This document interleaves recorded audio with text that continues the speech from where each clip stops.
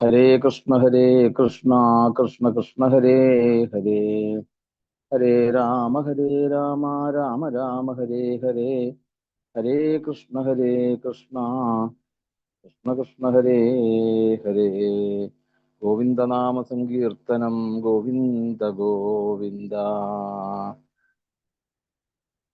ഭാഗവതഹംസം വള്ളിയൂർ ശങ്കരൻ നമ്പൂതിരിയുടെ ശ്രാദ്ധ ദിനത്തോടനുബന്ധിച്ച് നടക്കുന്ന ഭാഗവത നവാഹയജ്ഞത്തിന്റെ 8-ാം ദിവസത്തെ 3-ാമത്തെ പ്രഭാഷണം നമുക്കിന്ന് ചെയ്യുന്നത് ജയശ്രീ ലക്ഷ്മൺ ആണ്. ദശമസ്കന്ധത്തില് 89-ാമത്തെ അധ്യായം സന്താനഗോപാലം എന്ന വിഷയമാണ് ഗുരുവായൂരപ്പൻ തെരഞ്ഞെടുത്തു കൊടുത്തത്. ആ പ്രഭാഷണത്തിലേക്ക് നമുക്ക് ശ്രദ്ധിക്കാം. എല്ലാ ആചാര്യ മര്യാദകളോടും കൂടി ആ പാദങ്ങളിൽ വീണ് നമസ്കരിച്ചുകൊണ്ട് ഈ വേദിയിലേക്ക് ഹാർദവമായ സ്വാഗതം ചെയ്യുന്നു. ഗോവിന്ദനാമ സങ്കീർത്തനം ഗോവിന്ദ ഗോവിന്ദ ഗോവിന്ദ ഗോവിന്ദ. ഓം നമോ ഭഗവതേ വാസുദേവായ. ശ്രീ ഗുരുഭ്യോ നമഃ. കൃഷ്ണം നാരായണം വന്ദേ കൃഷ്ണം വന്ദേ വ്രജപ്രിയം കൃഷ്ണം ദ്വൈപായനം വന്ദേ കൃഷ്ണം വന്ദേ പൃഷാസുതം നാരായണം നമസ്കൃത്യം നരം ചൈവ നരോത്തമം ദേവീം സരസ്വതീം വ്യാസം തതോ ജയമുദീരയേത്.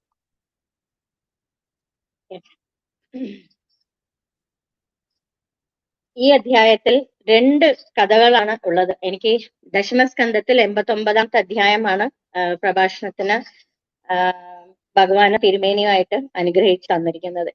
ഈ അധ്യായത്തിൽ 2 കഥകളാണ് ഉള്ളത്. ആദ്യത്തെ കഥ അല്ല, ഈ ശരിക്കും പറഞ്ഞാൽ ഇന്നലെ പത്മജി പറഞ്ഞ പോലെ ഭഗവാന്റെ നിഗ്രഹ ഇത് എല്ലാം തീരുകയാണ് ഇന്നലത്തെ ആ ബന്ധവക്രന്റെ വധത്തോടു കൂടി. അപ്പൊ അവിടെ ഭഗവാന്റെ തമോ ഗുണവും രജോ ഗുണവും എല്ലാം അവിടെ തീർന്ന് ഇന്ന് രാവിലെ തൊട്ട് ഭഗവാൻ ശരിക്കും പറഞ്ഞാൽ അനുഗ്രഹം ചൊരിയാണ് എല്ലാവരുടെ മേളിലും. കുചേലന്റെ കഥയായാലും എല്ലാം അങ്ങോട്ട്, ഇനിയുള്ള എല്ലാം അങ്ങോട്ട് സത്വഗുണം ഭാവമാണ് ഭഗവാന്റെ ശരിക്കും പറഞ്ഞാൽ കാണിക്കുന്നത്. നമുക്ക് ഈ അധ്യായത്തിൽ ഭഗവാന്റെ 2 ലീലകൾ കാണാം. രണ്ടും സത്വഗുണത്തിന്റെ ഇതിലുള്ള കഥകളാണ്. അല്ല, നമുക്ക് ആദ്യം തന്നെ നമ്മൾ പഠിച്ചിട്ടുണ്ട്. ശരിക്കും പറഞ്ഞാൽ ആദ്യത്തെ സ്കന്ധത്തിൽ 2-ാമത്തെ അധ്യായത്തിൽ 23-ാമത്തെ ശ്ലോകത്തിൽ തന്നെ പറയുന്നുണ്ട്, സത്വം രജസ്തമഗിതി പ്രകൃതേർ ഗുണാസ്തേഹി യുക്ത പരപൂരുഷയേ കൈഹാസ്യദത്തേ സിത്യാദയേ ഹരിവിരിഞ്ചി ഹരേതി സംജ്ഞാഃ സേയാംസി തത്ര ഖലു സത്വധനുർനൃണാംസു. എന്നുവെച്ചാ അവിടെ ഭഗവാന്റെ സത്വഗുണമാണ് പ്രധാനം. അവിടെ പറയുന്നുണ്ട് ഭഗവാന്റെ ഏകനായ ഭഗവാൻ സത്വരജ തമോ എന്നീ പ്രകൃതി ഗുണങ്ങളെ അവലംബിച്ച് സൃഷ്ടി സ്ഥിതി സംഹാരം എന്നീ ക്രിയകളെ നിർവഹിക്കുവാനായി ബ്രഹ്മ വിഷ്ണു ശിവൻ എന്നീ 3 പേരുള്ള ത്രിമൂർത്തികൾ രൂപങ്ങളെ സ്വീകരിച്ചിരിക്കുന്നു. ഇവരിൽ സത്വമൂർത്തിയായ ശ്രീ വിഷ്ണുവിനെ ഭജിക്കുന്നതോടെ മനുഷ്യർക്ക് ശ്രേയസ് ഉണ്ടാകുന്നു എന്നവിടെ നമുക്ക് പറഞ്ഞു തരാണ്. ഭഗവാൻ വിഷ്ണു ശ്രേയസ് സത്വഗുണത്തോടു കൂടിയ ഭഗവാനാണ് എന്ന് അവിടെ നമുക്ക് പറഞ്ഞു തരുന്നുണ്ട്. അപ്പോ ഈ അധ്യായത്തിൽ ആദ്യത്തെ കഥ എന്ന് പറയുന്നത് ഭൃഗു പരീക്ഷ എന്ന് പറയും നമ്മള്. അവിടെ മഹർഷിമാരുടെ ശ്രീ ശുഗർ മഹർഷി പറയാണ്, ഒരിക്കൽ ഋഷിമാരുടെ സത്രത്തിൽ വെച്ച് ത്രിമൂർത്തികളിൽ ആർക്കാണ് അധികം മഹത്വം എന്ന വിഷയം അവിടെ ചർച്ചയ്ക്ക് വരികയാണ്. അപ്പൊ ഭിന്ന അഭിപ്രായം വരികയാണ് അവർക്കിടയിൽ. അപ്പോ അവര് എല്ലാ ഋഷിമാരും കൂടി ചേർന്ന് തീരുമാനിക്കുകയാണ്, ഭൃഗു മഹർഷിനെ നമുക്ക് പരീക്ഷയ്ക്ക് ആയിട്ട് ഈ ത്രിമൂർത്തികളിൽ ഒരു ടെസ്റ്റ് നടത്തിയിട്ട് അതിൽ ആരാണ് സത്വമൂർത്തി ആയിട്ടുള്ള ഭഗവാൻ എന്ന് കണ്ടുപിടിക്കാം എന്ന് അവര് തീരുമാനിക്കുകയാണ്. എന്നിട്ട് അവരെന്ത് ചെയ്യുന്നു, ഇവിടെ ഭൃഗു മഹർഷിനെ തെരഞ്ഞെടുക്കാൻ ഒരു കാര്യമുണ്ട്. അദ്ദേഹം ബ്രഹ്മാവിന്റെ പുത്രനാണ്, പരമശിവന്റെ, അത് കാരണം പരമശിവന്റെ സഹോദരനാണ്, പോരാതെ മഹാവിഷ്ണുവിന്റെ അമ്മായി അച്ഛനാണ്, മഹാലക്ഷ്മിയുടെ അച്ഛനുമാണ്. അപ്പോ അങ്ങനെയുള്ളത് കാരണം അദ്ദേഹത്തിന് തെരഞ്ഞെടുക്കാണ് ഇവിടെ.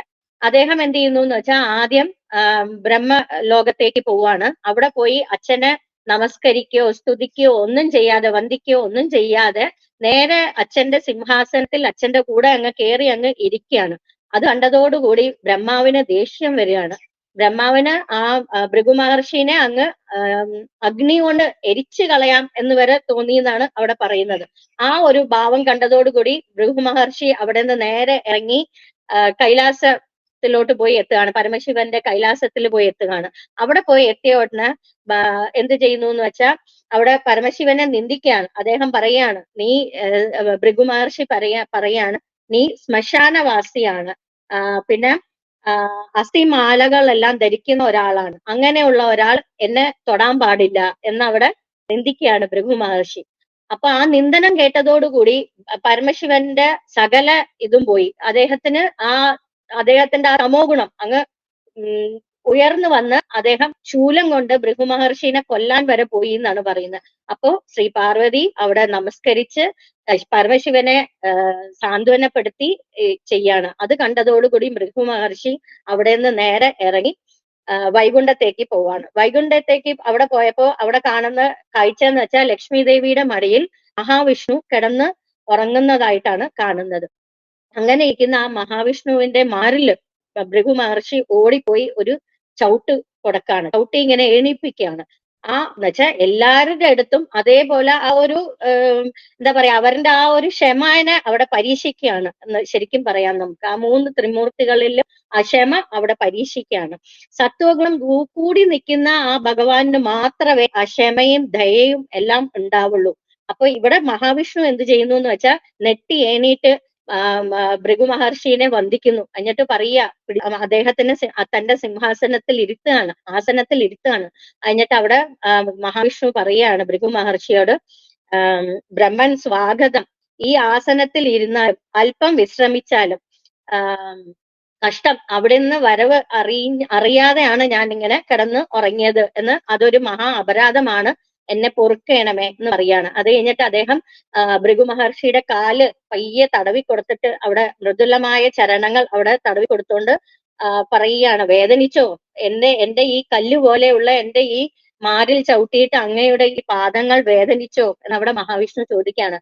അത് കഴിഞ്ഞിട്ട് അദ്ദേഹം പറയുകയാണ്, അങ്ങയുടെ ഈ പാദങ്ങൾ സകല തീർത്ഥങ്ങളെ വരെ ശുദ്ധമാക്കുന്ന ഒരു പാദങ്ങളാണ്. അങ്ങനെയുള്ള ഈ പാദം എന്റെ ഈ മാറിൽ, എന്റെ ഈ നെഞ്ചിൽ തൊട്ടതോടുകൂടി എന്റെ പാപങ്ങൾ എല്ലാം ഇതോടുകൂടി നശിക്കുകയാണ്. എല്ലാ തീർത്ഥങ്ങളുടെ പാപങ്ങളും എടുക്കുന്ന അങ്ങയുടെ പാദം എന്റെ പാപവും കൂടി, എന്റെ ഈ സകലമായ പാപങ്ങൾ എന്റെ ഇവിടെ തീരുകയാണ് എന്ന് പറയുകയാണ്. അതെല്ലാം അങ്ങയുടെ പാദങ്ങൾ സ്പർശനമേറ്റ് എല്ലാം പോകുകയാണ് എന്ന് പറയുകയാണ്. എന്നിട്ട് അദ്ദേഹം മഹാവിഷ്ണു പറയാണ്, ഇനി ഇത് എന്നും ഈ ഒരു മറുക് എന്റെ നെഞ്ചിൽ എന്നും കാണും, ആ മറുകിലായിരിക്കും ഇനി എന്നും ശ്രീ ലക്ഷ്മി വസിക്കുക.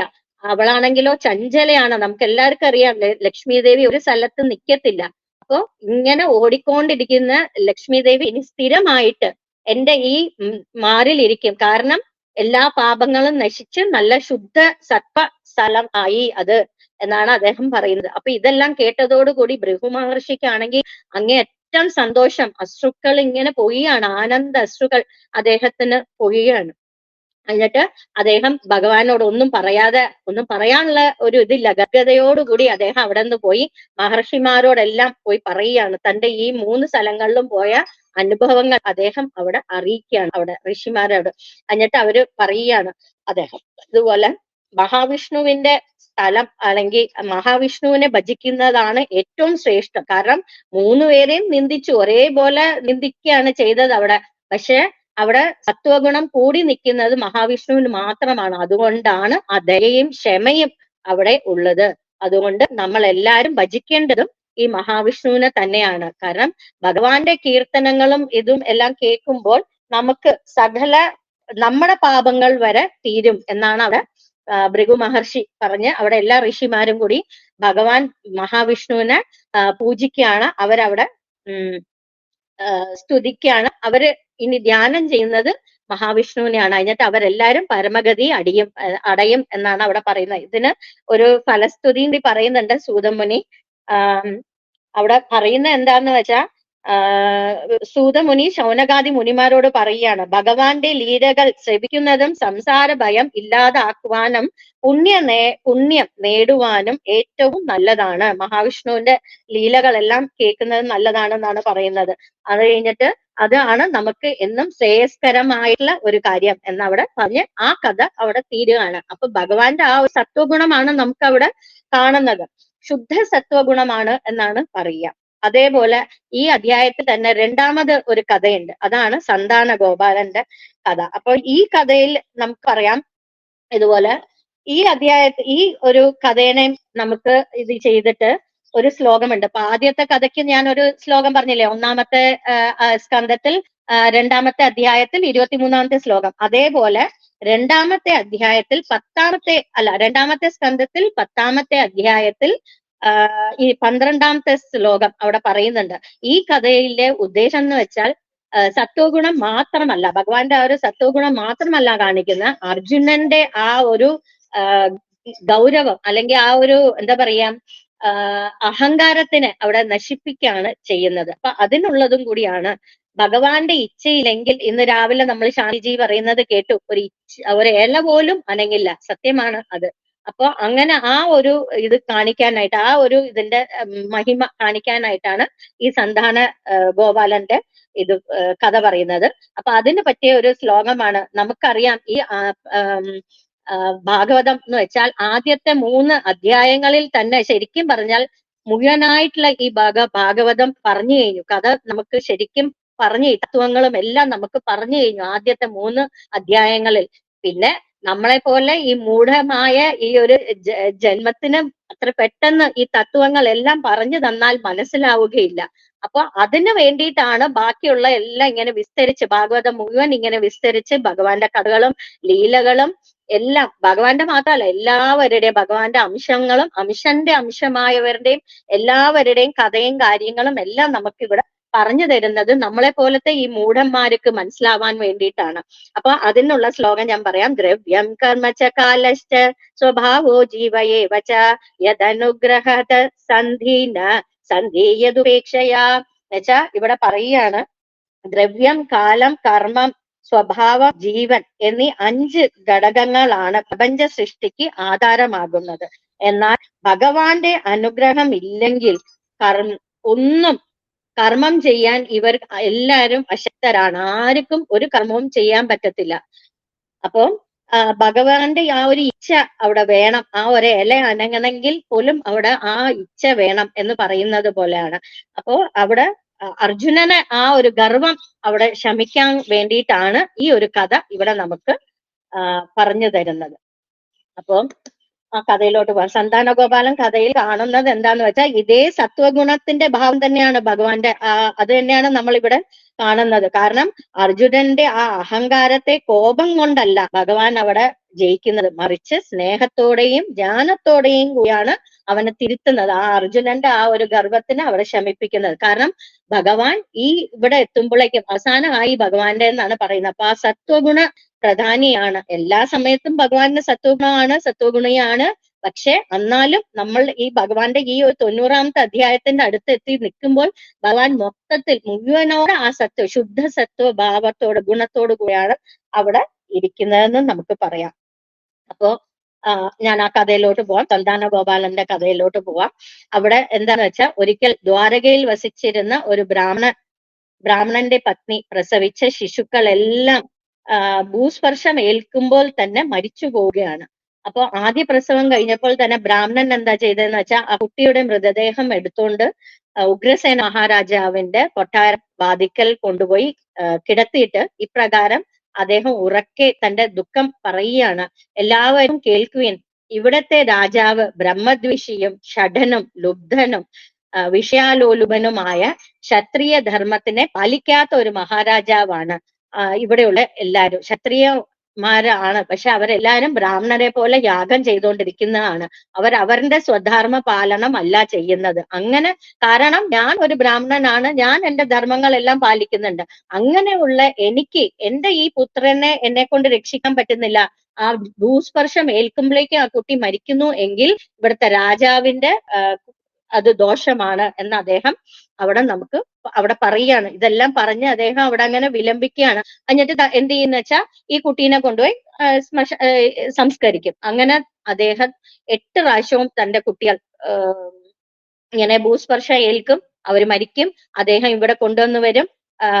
രാജകൊട്ടാരത്തിൽ കൊണ്ടുവന്ന് കിടത്തിയ ഉടനെ അദ്ദേഹം അവിടെ രാജാക്കന്മാരെ എല്ലാം നിന്ദിച്ചിട്ട് ആ കുട്ടീനെ കൊണ്ടുപോയി സംസ്കരിക്കും. എല്ലാ പ്രാവശ്യവും ഇങ്ങനെയാണ്. 9ാമത്തെ പ്രാവശ്യം ആയപ്പോൾ എന്താന്ന് വെച്ചാൽ ആ രാജകൊട്ടാരത്തിൽ അർജുനനും കൂടി ഉണ്ടായിരുന്നു. അപ്പോ അതേപോലെ 9ാമത്തെ പ്രാവശ്യവും അവര് പ്രസവിച്ചു. ബ്രാഹ്മണരുടെ പത്നി പ്രസവിച്ചു.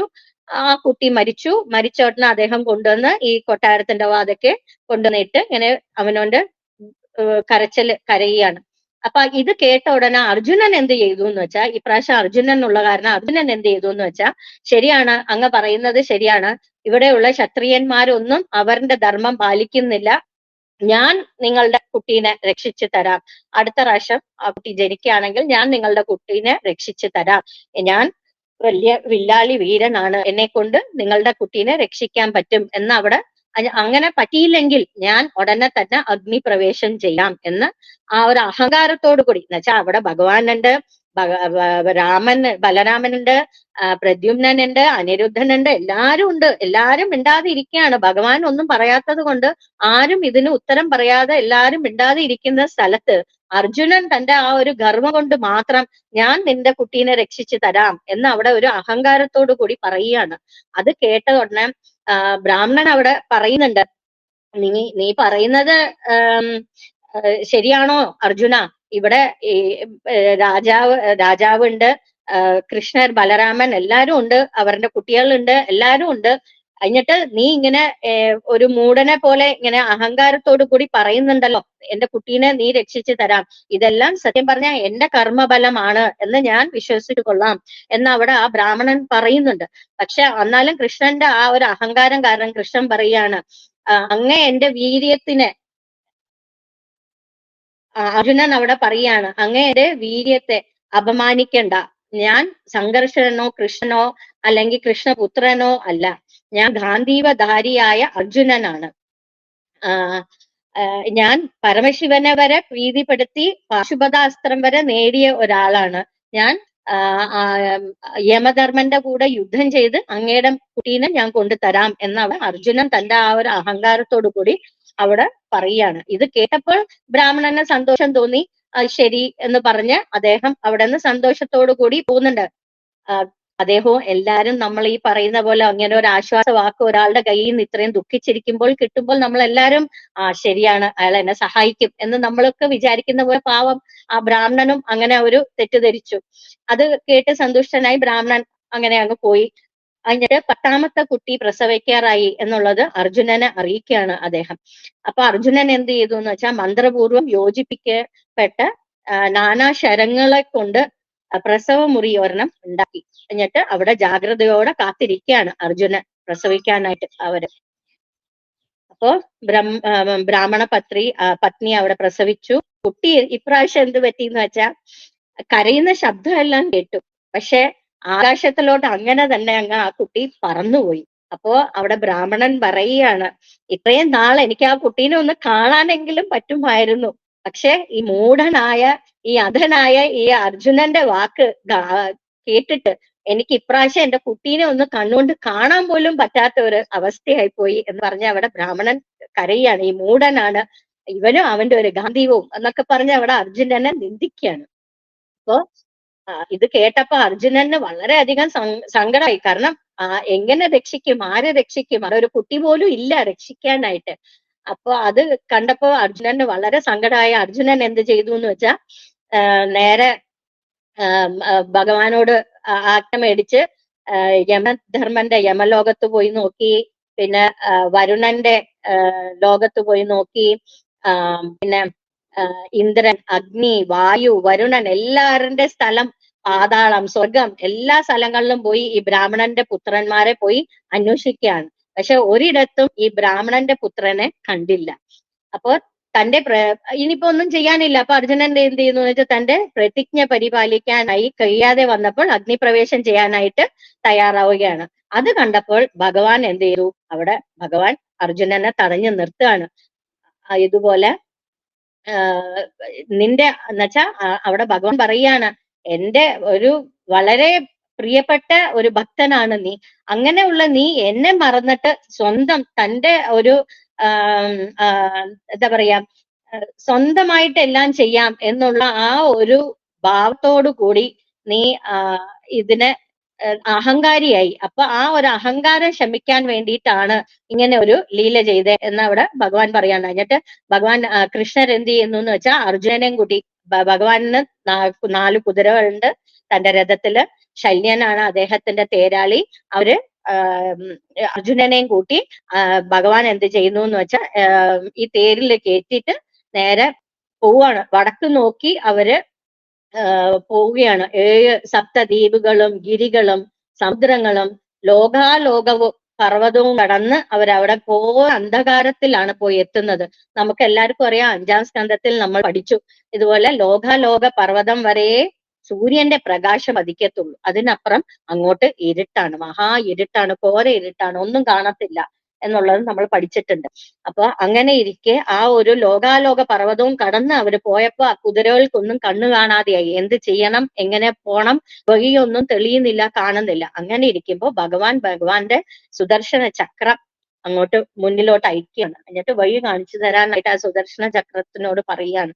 സുദർശന ചക്രം എന്ത് ചെയ്തു എന്ന് വെച്ചാൽ നേരെ കൊണ്ടുപോവാണ്. പിന്നെ ഉള്ള വഴി മൊത്തം ഈ കുതിരകൾക്ക് വഴി കാണിക്കുന്നത് സുദർശന ചക്രമാണ്. സുദർശന ചക്രത്തെ പിന്തുടർന്ന് പോയപ്പോൾ അനന്തഭാരവും സർവവ്യാപകവുമായ പരം ജ്യോതിസിന് അവിടെ അവര് ഒരു പരന്ന ഒരു സ്ഥലത്ത് ഭയങ്കര ജ്യോതി പടർത്തുന്ന ഒരു ജ്യോതിനെ മാത്രമേ കാണുന്നുള്ളൂ. ആ ജ്യോതിയുടെ പ്രകാശം അർജുനന്റെ കണ്ണിൽ അടിച്ചപ്പോൾ അർജുനന് കണ്ണ് തുറക്കാൻ മേലാത്ത അത്രയ്ക്കുള്ള ഒരു പ്രകാശമായിരുന്നു. അത് കഴിഞ്ഞ് പതുക്കെ നിധാനത്തോടെ അർജുനൻ തന്റെ കണ്ണ് പിന്നെ തുറന്ന് നോക്കിയപ്പോൾ കാണുന്നത് വലിയ വലിയ കാറ്റും, നല്ല കാറ്റും, അവിടെ ആ ഒരു കാറ്റിന്റെ പ്രഭാവത്തിൽ പാലായി കടലില് വലിയ വലിയ അലകളുമാണ് കാണുന്നത്. ആ അലകളുടെ ഇടയ്ക്ക് 100 തൂൺ, സഹസ്ര തൂണുള്ള ഒരു വലിയ ഒരു കൊട്ടാരം ആണ് അവിടെ. അത് ആ കൊട്ടാരത്തിന്റെ തൂണുകളിൽ മുഴുവൻ എന്താ പറയാ, രത്നങ്ങളും എല്ലാം പതിച്ച ആ ഒരു തൂണ് ആണ് കാണുന്നത്. എന്നിട്ടോ പിന്നെ കാണുന്നത് സഹസ്ര ശിരസുകളോട് കൂടിയ ആദിശേഷ മൂർത്തിയാണ് അവിടെ കാണുന്നത്. ആ ആദിശേഷ മൂർത്തിയുടെ മുകളിലായിട്ട് നമ്മുടെ ഭഗവാൻ അവിടെ വിരാജിക്കുകയാണ്. ഘനശ്യാമ സുന്ദരനും മഞ്ഞ വസ്ത്രവും ധരിച്ച് പിന്നെ പ്രസന്ന വദനനായി നീണ്ട സുന്ദര നേത്രങ്ങളോട് കൂടിയവനും മഹാമണി ഗണങ്ങളുള്ള കിരീട കുണ്ടലങ്ങളുടെ കാന്തി വ്യാപിച്ച സഹസ്ര കുന്തളങ്ങളോട് കൂടിയവനും നീണ്ട മനോഹരമായ 8 കൈകളോട് കൂടിയവനും തിരുമാറിൽ കൗസ്തുഭം ധരിച്ചവനും പിന്നെ ശ്രീവത്സം എന്ന മറുക് നമ്മളിപ്പോ കേട്ടു ആ കഥ, അത് ധരിച്ച ഭഗവാൻ, പിന്നെ വനമാല, വലിയ പാദങ്ങൾ വരെ എത്തുന്ന വനമാലയാണ്. പിന്നെ ആദിശേഷന്റെ ശരീരത്തെ സുഖാസനമായി സ്വീകരിച്ച മഹാനുഭാവൻ പുരുഷോത്തമോത്തമനായ ഭഗവാനെയാണ് അവിടെ കൃഷ്ണനും അർജുനനും കാണുന്നത്. അങ്ങനെ ഒരു എന്നിട്ട് ആ ഭഗവാനെ ചുറ്റുമാണെങ്കിലോ നമ്മൾ കാണുന്ന ഭഗവാന്റെ ഗദയും ശംഖ്, ചക്രം, പുഷ്ടി, ശ്രീ, കീർത്തി, സുനന്ദനന്ദാദി സേവകന്മാർ എല്ലാരും ഭഗവാനെ സേവിച്ചുകൊണ്ട് ഭഗവാനെ വലം വെച്ചുകൊണ്ടിരിക്കുന്ന അങ്ങനെ ആ ഒരു കാഴ്ച അവിടെ അദ്ദേഹത്തിന്റെ കൂടെ ലക്ഷ്മി ദേവിയും വിരാജിച്ച ആ ഒരു രൂപത്തിനെയാണ് അവരവിടെ കാണുന്നത്. ഉള്ള ആ മഹാവിഷ്ണുവിനെ ആണ് അവരവിടെ കാണുന്നത്. എന്നിട്ട് ഇതില് അവതാര ലീല നാടകമാടുന്ന സാക്ഷാത് ഗോലോകനാഥൻ തന്നെ ആ ഭഗവാനെ, ആ ശ്രീനാരായണനെ അവിടെ നമസ്കരിക്കുകയാണ്. അപ്പൊ ആ ഒരു കാഴ്ച കണ്ടപ്പോൾ അർജുനനും അവിടെ ഭഗവാനെ നമസ്കരിക്കുകയാണ്. അവർ രണ്ടുപേരും നമസ്കരിച്ച് അവിടെ അർജുനന് വളരെയധികം സന്തോഷം ആവുകയാണ്. എന്നിട്ട് അവിടെ ശ്രീ പത്മനാഭൻ അവിടെ പറയാണ്, ഇവർ അർജുനനോടും ശ്രീകൃഷ്ണനോടും പറയാണ്, നിങ്ങൾ രണ്ടുപേരും പൂർണ്ണ കാമന്മാരും നരനാരായണന്മാരും ലോക സംഗ്രഹാർത്ഥം ഭൂമിയിൽ അവതരിച്ചിരിക്കുന്നവരുമായ നിങ്ങളെ ഒന്ന് കാണണം എന്നൊരു മോഹം തോന്നി. അതുകൊണ്ടാണ് ഞാൻ ഈ ദ്വിജന്റെ പുത്രന്മാരെ എല്ലാരെയും ഞാൻ ഇങ്ങോട്ട് കൊണ്ടുവന്നു എന്ന് അവിടെ ഭഗവാൻ പറയുകയാണ്. പുരുഷോത്തമനായ ഭഗവാൻ ആ പത്മനാഭൻ അവിടെ അരുൾ ചെയ്യുകയാണ് അവർക്ക്. അപ്പൊ എന്നിട്ട് അദ്ദേഹം പറയുകയാണ്, നിങ്ങളുടെ കർത്തവ്യമെല്ലാം ഭൂഭാരം ആണ് നിങ്ങളുടെ കർത്തവ്യം. ആ കർത്തവ്യം എല്ലാം ചെയ്ത് വേം ഇങ്ങോട്ട് തിരിച്ചു വരിക, എന്റെ അടുത്തേക്ക് തിരിച്ചു വരിക എന്നവിടെ അദ്ദേഹം പറഞ്ഞ് വിടുകയാണ്. അപ്പൊ ഇത് കേട്ടതോടുകൂടി അർജുനനും കൃഷ്ണരും വളരെ സന്തോഷമായി. അവർ രണ്ടുപേരും തിരിച്ചു ഭൂമിയിലോട്ട് വരികയാണ്. വന്നിട്ട് എന്ത് ചെയ്യുന്നു എന്ന് വെച്ചാൽ, ഈ ബ്രാഹ്മണന്റെ പുത്രന്മാർ എല്ലാരും എങ്ങനെയാ, അതാത് വയസ്സിനനുസരിച്ച് രൂപമെത്തിയ പുത്രന്മാരായിട്ടാണ് ഇരിക്കുന്നത്. ആ പുത്രന്മാരെ എല്ലാം ഈ ബ്രാഹ്മണന് അവര് തിരിച്ചു വന്ന് ബ്രാഹ്മണനെ ഏൽപ്പിക്കുന്നു. ബ്രാഹ്മണനും ബ്രാഹ്മണന്റെ പത്നിയും വളരെയധികം സന്തുഷ്ടരായി അവര് നമസ്കരിച്ചിട്ട്, അർജുനനെയും കൃഷ്ണനെയും നമസ്കരിച്ചിട്ട് അവരെ തിരിച്ചു പോവുകയാണ്. അത് കഴിഞ്ഞിട്ട് ഇവിടെ എല്ലാം കഴിഞ്ഞ് അവിടെ പറയുകയാണ്, ഭഗവാൻ തന്നെ അവിടെ അർജുനോട് പറയുകയാണ്, എത്ര ശക്തികൾ ഈ ജീവികളിലും എല്ലാം ഉണ്ടോ, പൗരുഷവും കാണുന്ന എല്ലാം സർവശക്തനും മഹാപുരുഷനും തന്റെ സ്വാമിയുമായ ശ്രീകൃഷ്ണന്റെ അനുഗമം. ഇവിടെ അർജുനൻ ആലോചിക്കുന്നതാണ് ഇങ്ങനെ, എത്രയ്ക്ക് എല്ലാരും ശക്തിയുണ്ടെന്നോ പൗരുഷമുണ്ടെന്നോ എല്ലാം കാണുന്നതെല്ലാം എന്നെ കൊണ്ട് ചെയ്യാൻ പറ്റും, അല്ലെങ്കിൽ എല്ലാം ഞാനാണ് എന്ന് വിചാരിച്ചിരിക്കുന്നുവോ, അതെല്ലാം തെറ്റാണ്. എല്ലാം സത്യം പറഞ്ഞാൽ ഈ ഭഗവാന്റെ, ഈ കൃഷ്ണന്റെ അനുകമ്പ കൊണ്ട് മാത്രമാണ് ഞാൻ എല്ലാം ചെയ്യാൻ പറ്റുന്നത് എന്നുള്ള ആ ഒരു ജ്ഞാനം അവിടെ അർജുനന് വരുന്നു, അല്ലാതെ സ്വശക്തിയല്ല. ഇത് ശരിക്കും പറഞ്ഞാൽ നമുക്ക് മനസ്സിലാവും. ഈ അർജുനൻ ഇതെല്ലാം കേട്ടിട്ടും ഈ ഒരു കഥ കഴിഞ്ഞിട്ട് പോലും അർജുനന് പിന്നെയും ആ ഒരു അഹങ്കാരം ഉണ്ട്. അത് നമ്മൾ കാണും. ഭഗവാന്റെ സ്വർഗാരോഹണം കഴിഞ്ഞതിന് ശേഷം ആ 1-ാം സ്കന്ധത്തിൽ 15-ാമത്തെ അധ്യായത്തിൽ അർജുനൻ ഒട്ടും ശക്തിയില്ലാതെ ഒന്നും അല്ലാത്തവനെ പോലെ അവിടെ വന്ന് യുധിഷ്ഠിരോട് പറയുന്നുണ്ട്, ഞാൻ ഇത്രയും നാൾ വിചാരിച്ചു ഈ ഇതെല്ലാം ചെയ്യുന്നത്, ഈ പൗരുഷവും ഈ ഒരു ഇതും ഗാന്ധീവത്തിന്റെ ഉപയോഗവും എല്ലാം ചെയ്യുന്നത് ഞാനാണ് എന്ന് ഞാൻ ഒരു അഹങ്കാരം വെച്ചോണ്ടിരുന്നു. പക്ഷെ ഇന്ന് ഭഗവാൻ പോയപ്പോൾ ഭഗവാന്റെ പത്നികളെയോ ഭഗവാന്റെ കുടുംബത്തിനെയോ ഒന്നിനെ എന്നെ കൊണ്ട് രക്ഷിക്കാൻ പറ്റിയില്ല. കാരണം അദ്ദേഹം ആ സ്ത്രീകളെ, ദ്വാരകയിൽ നിന്നുള്ള സ്ത്രീകളെല്ലാം കൊണ്ട് ഇന്ദ്രപ്രസ്ഥത്തിലേക്ക് വരുന്ന വഴിക്ക് വെറും സാധാരണ കള്ളന്മാർ ആ അർജുനനെ തോൽപ്പിച്ച് അവിടെയുള്ള ആ സ്ത്രീകളെ എല്ലാരെയും കൊണ്ടുപോയി എന്ന് അവിടെ പറയുന്നുണ്ട്. അപ്പോഴും മനസ്സിലായില്ല എന്ന് നമുക്ക് പറയാം അർജുനൻ. ഇത്രയ്ക്കും ഈ ഭഗവാൻ ഇവിടെ കാണിച്ചു കൊടുത്തിട്ട് പോലും. പക്ഷെ അതെല്ലാം കഴിഞ്ഞ് ആ ഗീതയുടെ ഉപദേശം മനസ്സിൽ തെളിയും അർജുനൻ ഭഗവാൻ പോയതിനു ശേഷം. അപ്പോഴാണ് ആ ഒരു ഇത് വന്ന് അർജുനൻ യുധിഷ്ഠിരന്റെ കൂടെ സന്യാസത്തിന് പോകുന്നത്. അപ്പൊ ഇവിടെ നമുക്ക് പറയാം, ഇവര് രണ്ടുപേരും കൂടി ഭഗവാൻ ആരെയെല്ലാം വധിക്കണോ, ഈ ഭൂഭാരം ചെയ്യാനായിട്ട് ആരെയെല്ലാം വധിക്കണോ അവരെല്ലാം വധിച്ചു. ആരെയെല്ലാം അർജുനനെ ഭീമനെയും കൊണ്ട് വധിപ്പിക്കണോ അവരെല്ലാരെയും വധിപ്പിച്ചു. അത് കഴിഞ്ഞിട്ട് ഭഗവാൻ ഇവിടെ ധർമ്മപുത്രന്റെ വഴി കൂടി ധർമ്മപുത്രാദികളെ കൊണ്ട് ധർമ്മിഷ്ഠമായ പ്രജാപാലനവും ചെയ്യിച്ചു എന്നും നമുക്ക് ഇവിടെ പറഞ്ഞു തരാണ്. ഇത്രയാണ് നമുക്ക് ഈ അധ്യായത്തിൽ പറഞ്ഞു തരുന്നത്. പിന്നെ എനിക്ക് പറയാനുള്ള ഒരു കാര്യം എന്ന് വെച്ചാൽ, നമുക്ക് ഇവിടെ ഈ സുദർശന ചക്രത്തിനെ പോലെയാണ് മനുത്തിരുമേനി എന്ന് നമുക്ക് പറയാം. കാരണം അവിടെ ഭഗവാനും അർജുനനും ഒന്നും ചെയ്യാൻ കഴിയാത്ത ഒരു അവസ്ഥയിൽ, അവിടെ ആ കുതിരകൾക്കൊന്നും വഴി അറിയാൻ മേലാത്ത അവസ്ഥയിൽ എന്തായി, അപ്പൊ അവിടെ വഴികാട്ടിയായിട്ട് നിന്നത് നമ്മുടെ സുദർശന ചക്രമാണ് ഭഗവാന്റെ.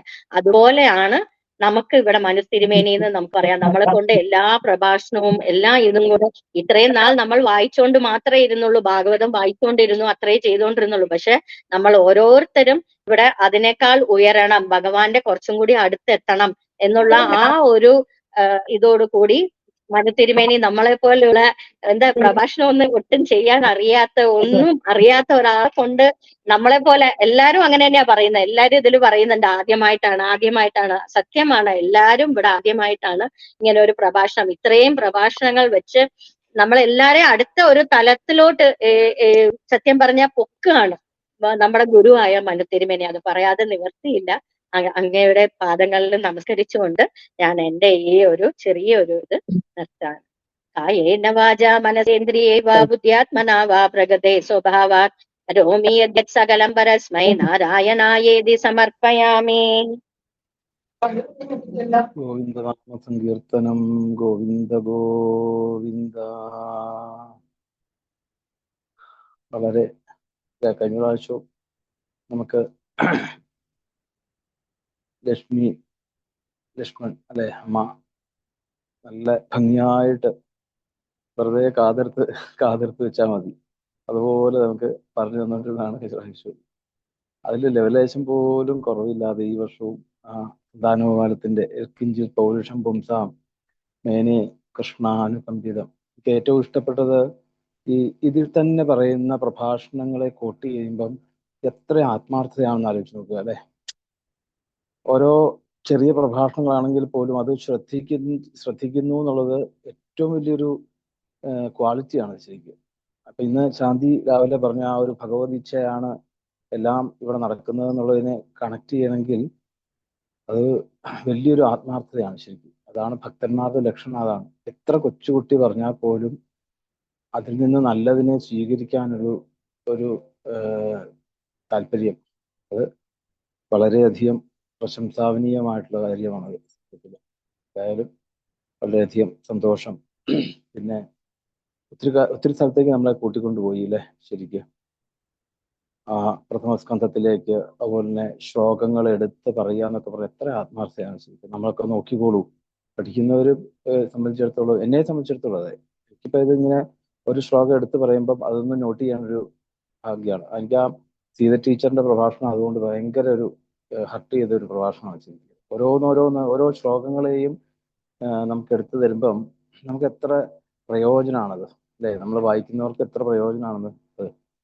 വളരെയധികം ഇൻഫോർമേറ്റീവ് ആയിട്ടുള്ള നല്ല ഒരു പ്രഭാഷണം നമുക്ക് എന്നല്ല, എല്ലാം ആദ്യം തൊട്ട് തുടങ്ങുന്നത് മുഴുവൻ അത് എല്ലാം അത് തന്നെ. വളരെയധികം സന്തോഷം എല്ലാവർക്കും അല്ലെ. അമ്മയ്ക്ക് ഇനിയും ധാരാളം സത്സംഗങ്ങൾ കിട്ടട്ടെ, സൽക്കർമ്മങ്ങൾ ചെയ്യാൻ സാധിക്കട്ടെ, ഈശ്വര വിചാരം സദാസമയവും ഉണ്ടാവട്ടെ. അതിനുവേണ്ടൊക്കെ ആരോഗ്യം ഗുരുവായൂരത്തിന് കൊടുക്കണം. ഇന്നിപ്പോ ഏറ്റവും കൂടുതൽ ഇല്ലാത്തൊരു സംഗതി അതാണ്. ശരിക്ക് വേദാന്തികൾ പറയും ഈ ആരോഗ്യം എന്ന് പറയുന്നത് മനുഷ്യന്റെ അജ്ഞതയാണെന്ന് പറയും. എന്നാൽ പോലും എത്ര അജ്ഞതയാന്ന് പറഞ്ഞാലും അല്ലെ, നമുക്ക് ഇപ്പൊ രമണ മഹർഷിയൊക്കെ ഓപ്പറേഷൻ ചെയ്യണമെങ്കിൽ അനസ്തേഷ്യ വേണ്ടാന്നൊക്കെ പറഞ്ഞു കേട്ടിട്ടുണ്ട്. അദ്ദേഹത്തിന് ഒരു പുസ്തകം കൊടുത്താൽ മതി എന്നാ പറയാ. അത്ര കണ്ട് ശരീരബോധത്തിൽ നിന്ന് വിട്ട ആൾക്കാരാണ്. അപ്പം അതും പറ്റും. അതിലേക്കൊക്കെ എത്തണമെങ്കിൽ എത്രയോ കാലങ്ങൾ, എത്രയോ ജന്മങ്ങൾ കഴിയണം അല്ലെ. എന്തായാലും ആ അരോഗാവസ്ഥയിൽ ആയിട്ട് ഈ ആയുസോളവും അമ്മയ്ക്ക് സത്സംഗങ്ങളൊക്കെ പങ്കെടുക്കാൻ സാധിക്കട്ടെ. സത്സംഗങ്ങൾ പറയാനും പാടാനും ഒക്കെ ഗുരുവായൂരപ്പന് വേണ്ട പോലെ അനുഗ്രഹിക്കട്ടെ. നമുക്ക് എല്ലാവർക്കും കൂടി ഈ വേദിയിൽ ഗുരുവായൂരപ്പനോട് പ്രാർത്ഥിക്കാം. ഗോവിന്ദനാമ സങ്കീർത്തനം, ഗോവിന്ദ ഗോവിന്ദ.